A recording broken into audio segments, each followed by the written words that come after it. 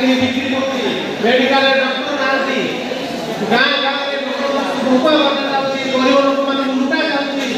କେନ୍ଦ୍ର ସରକାରଙ୍କ ତରଫରୁ କୋଟି କୋଟି ଟଙ୍କା ଓଡ଼ିଶାକୁ ଆସୁଛି। ଓଡ଼ିଶା ସରକାର ମାଧ୍ୟମରେ ଗାଁ ଗାଁରେ ଲୋକମାନଙ୍କୁ ଗରିବ ଲୋକମାନଙ୍କୁ ମାଗଣା ପାଇଁ ଦିଆଯାଉଛି, କିନ୍ତୁ ସାଧାରଣ ଲୋକମାନେ ସେ ଯୋଜନାର ଅନ୍ତର୍ଭୁକ୍ତ ହୋଇପାରୁନାହିଁ। ଓଡ଼ିଶାରେ ଭାରତୀୟ ଜନତା ପାର୍ଟିର ସରକାର ହେବ। ଆପଣମାନେ ସମସ୍ତେ ପଦ୍ମ ଫୁଲ ଚିହ୍ନରେ ଭୋଟ ଦେବେ ଏବଂ ଆପଣମାନଙ୍କ ପାଇଁ ଓଡ଼ିଶା ସରକାର